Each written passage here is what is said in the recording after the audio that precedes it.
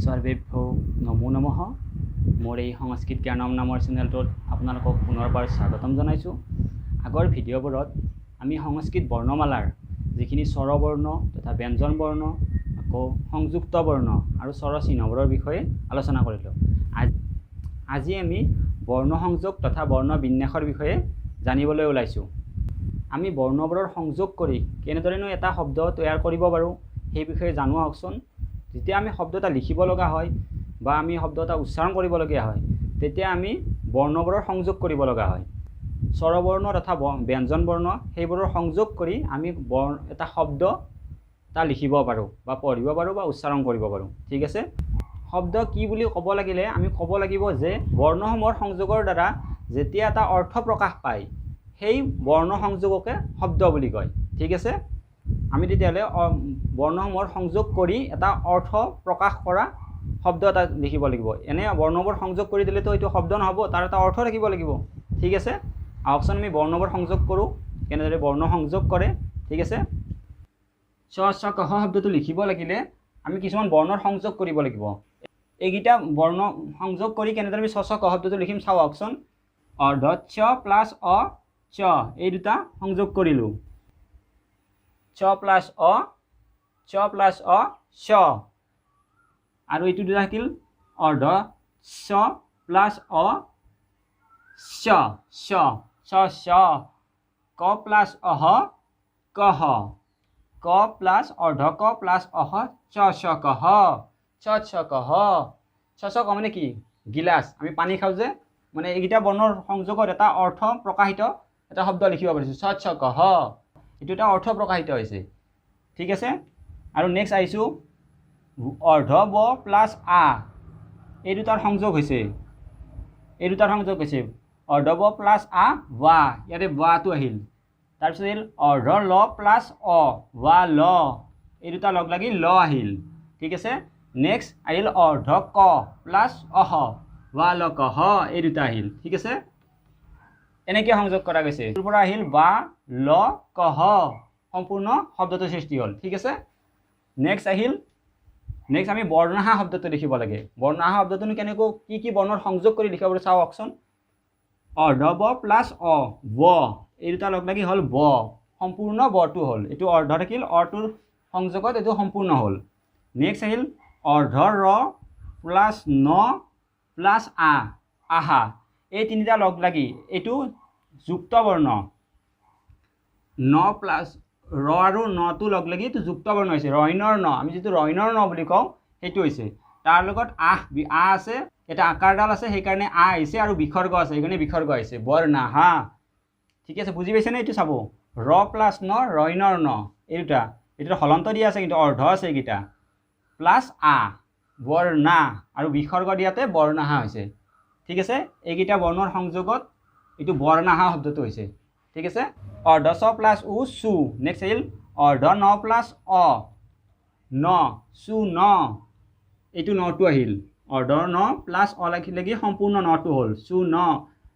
তাৰপিছত আহিল অৰ্ধ ক প্লাছ ঔ এই দুটা লগ লাগি কৌ হ'ল। ক অৰ্ধ ক প্লাছ ঔ চু ন কৌ, ক প্লাছ ঔ কৌ হ'ল।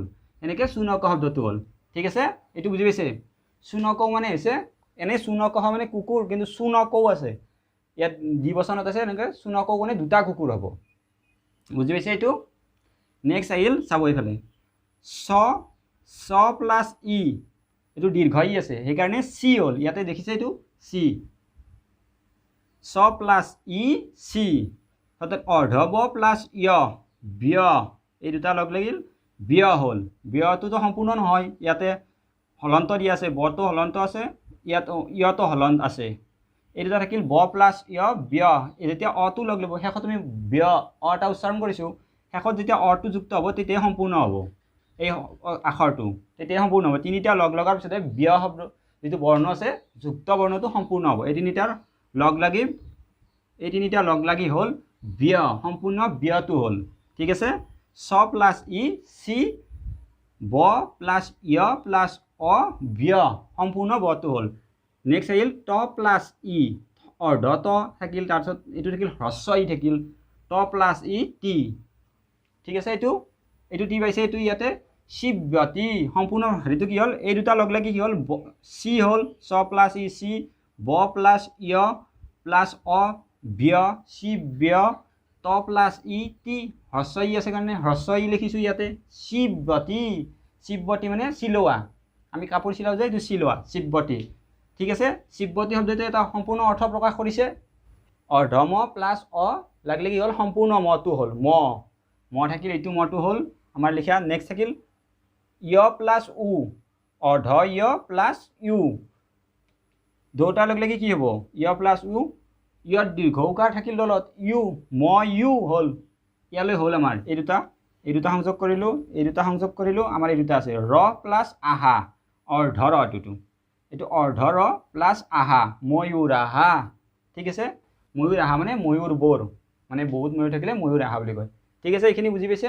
আগলৈ আগবাঢ়িছোঁ এতিয়া আমি বৰ্ণ বিন্যাসটো জানিম কেনেদৰে বৰ্ণ বিন্যাস কৰে বৰ্ণবোৰ ভাগ কৰে এটা শব্দৰ পৰা বৰ্ণবোৰ কেনেদৰে ভাগ কৰে আহকচোন প্ৰথম আছে ছতকে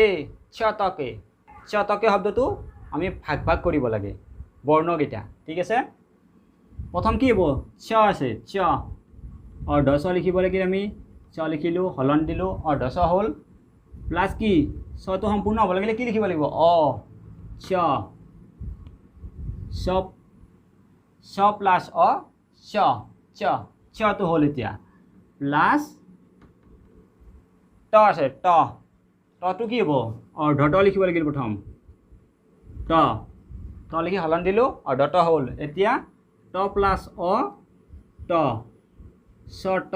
ছ ট ইয়ালৈ হ'ল ছ ট কে আছে ক প্লাছ এ অৰ্ধ ক প্লাছ এ হ'ব ক প্লাছ এ ছটকে এইকাৰডাল ক'ৰ পৰা আহিল এৰ পৰা আহিল ছটকে ঠিক আছে ছ অৰ্ধ ছ প্লাছ অ ছ ট প্লাছ অ ট ক প্লাছ এ ছটকে এবাৰ আহিল কুঞ্চিকা মানে হৈছে চাবি তলাৰ লগত থাকে যে চাবি এতিয়া কুঞ্চিকাটো বাক্য হ'লে প্ৰথম কি বৰ্ণ আহিল কুৰ আহিল কৰ লগত হ্ৰস্বও আছে প্ৰথম আহিল আমাৰ ক অৰ্ধ কটো আহিল প্লাছ অৰ্ধ ক লগত হলন দিলোঁ অৰ্ধ ক হ'ল কৰ লগত কি দিম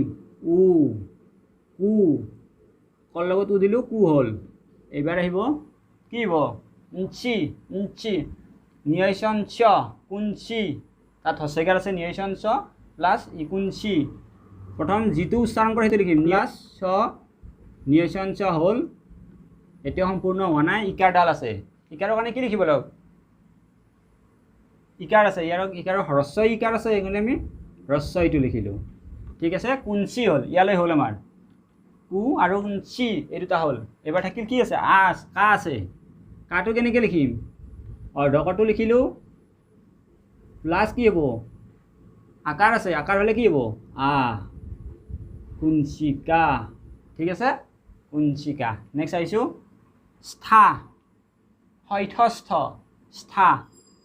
হয়থস্থ হ'লে কি প্ৰথম আহিব আহিল প্লাছ হলত কি আছে ঠ নেক্সট আহিল ঠ উচ্চাৰণটো যেনেকৈ কৰোঁ লিখাটো যেনেকৈ লিখিব লাগিব অৰ্ধ স লিখিলোঁ অৰ্ধ ঠ লিখিম স্থ হ'ল এতিয়ালৈ স্থ প্লাছ স্থা আকাৰডাল আছে আকাৰৰ কাৰণে লিখিলোঁ স্থা হ'ল নেক্সট কি আহিল লিটোৰ কাৰণে প্ৰথম কি উচ্চাৰণ কৰিছিলোঁ ল প্লাছ ই লি ল হ'লে প্ৰথম অৰ্ধ লটো লিখি ল'লোঁ আমি লৈ হ'ল অৰ্ধ ল নেক্সট কি আছে ইকাৰ আছে প্লাছ ই স্থালি ই মানে ইকাৰ স্থালি প্লাছ কি আছে কা আছে কা মানে কি হ'ব অৰ্ধ ক প্ৰথম অৰ্ধ ক লিখিলোঁ প্লাছ আকাৰ আছে আকাৰ মানে দিলোঁ স্থালিকা ঠিক আছে সম্পূৰ্ণ হ'লে এতিয়া স প্লাছ স্থ আকাৰ আছে স্থা হ'ল ল প্লাছ ই লি হ'ল ক প্লাছ কা হ'ল স্থালিকা ঠিক আছে এইটো নেক্সট আহিল কুৰুতহ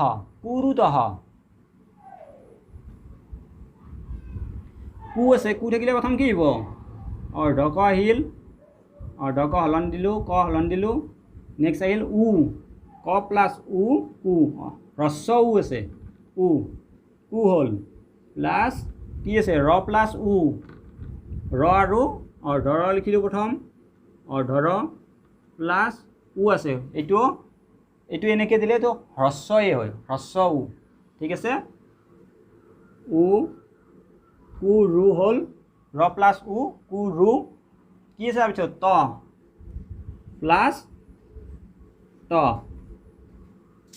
ত প্লাছ এইটো অৰ্ধ হ'ব ত প্লাছ অ ঠিক আছে কুৰুত আৰু কি আছে পিছফালে বিসৰ্গটো আছেনে নাই কুৰুত লৈ হ'ল বিসৰ্গটোৰ সলনি আমি ইয়াতে দিব লাগিব এনেকৈ আৰু আমি যদি সেইটো নিদিওঁ আমি এই দুটাৰ এটা যিকোনো এটা দিলে হৈ যাব আমি অ মানে কি অটো নিলিখাকৈ বিসৰ্গ দিলেও শুদ্ধ হৈ যাব ঠিক আছে কুৰুত হ'ল নেক্সট আছে উদ্যানে প্ৰথম থাকিল উটোতো স্বৰবৰ্ণ এইটোৰ লগত উচ্চাৰণ কৰোঁতে কনবৰ্ণৰ সহায় ল'বলগীয়া হোৱা নাই সেইকাৰণে উতে সমাপ্ত এইটো উ গ'ল নেক্সট কি আছে জ্য দ প্লাছ য় জ্য আকাৰ আছে দ্যা সংযুক্ত বৰ্ণ আছে দ দিলোঁ অৰ্ধ দ লিখিলোঁ দ প্লাছ য় জ্য হ'ল ঠিক আছে দ প্লাছ য় জ্য নেক্সট কি হ'ব আকাৰ আছে আকাৰ থাকিলে আ আহিল উদ্যা হ'ল আৰু কি বাকী থাকিল নে থাকিল প্লাছ ন লিখিলোঁ অৰ্ধ ন লিখিলোঁ প্ৰথম হলন দিলোঁ একাৰডালৰ সলনি কি দিব লাগিব উদ্যানে সম্পূৰ্ণ শব্দটো হ'ল উদ্যানে মানে উদ্যানত মানে বাগিচাত ঠিক আছে এইটো নেক্সট আহিল মাপিকা মটো কেনেকৈ লিখিম অৰ্ধ ম লিখিব লাগিব ম প্লাছ অৰ্ধ ম প্লাছ কি আছে তাই আকাৰ আছে আকাৰ মানে কি মালৈ হ'ল মা এইখিনি সমাপ্ত নেক্সট কি আছে পি আছে উচ্চাৰণটো কোনটো প্ৰথম কৰিছোঁ প মানে পিটোৰ উচ্চাৰণ প্ৰথম আহিল অৰ্ধ পটো আহিল হলন দিলোঁ মাপ হ'ল এতিয়ালৈ মাপ হ'ল ইকাৰডাল দিলে প্লাছ ইকাৰৰ কাৰণে হ্ৰস্বই দিলোঁ মাপি হ'ল মাপি প্লাছ আৰু কি আছিল মাপিৰ পিছত কি আছে কা আছে ক অৰ্ধ ক দিলোঁ হলন দিলোঁ প্লাছ কি হ'ব এতিয়া কি বাকী আছে আকাৰডাল আছে আকাৰডালৰ কাৰণে মাপিকা মানে কি মাপিকা মানে স্কেল আমি যে জোখমাখ কৰোঁ সেইটো স্কেল মাপিকা ঠিকে আছে এইখিনি বুজি পাইছে কিবা নুবুজা আছে নেকি আমি তেনেহ'লে বৰ্ণ বিন্যাস আৰু বৰ্ণ সংযোগ কেনেকৈ কৰে আজি বুজি পালোঁ আজিলৈ ইয়াতে সমাপ্ত কৰিছোঁ আপোনালোকৰ যদি কিবা ইয়াৰে নুবুজা আছে মোক তেনেহ'লে কমেণ্ট কৰি জনাব পাৰে আৰু ভিডিঅ'টো শেষলৈ চাই থকাৰ বাবে বহুত ধন্যবাদ আগলৈ মোৰ লগত এনেদৰে জড়িত হৈ থাকিব যদি মোৰ ভিডিঅ'বোৰ চাই ভাল পাইছে তেনেহ'লে লাইক শ্বেয়াৰ আৰু ছাবস্ক্ৰাইব কৰিবলৈ নাপাহৰিব তাৰ বাবে ভৱন্তু সুখী নহ নমো নমঃ